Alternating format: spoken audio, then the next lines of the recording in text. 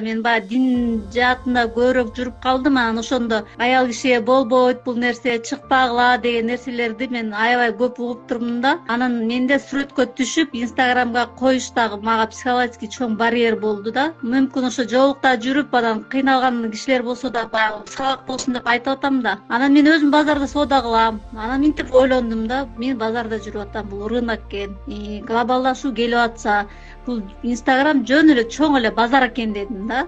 Анан эми мындан уже биз замандан артка кайта албайт экенбиз да, же заман менен кошо кетиш керек экенбиз.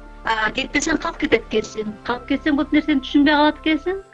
Өзүң өнүкпөй калат экенсиң.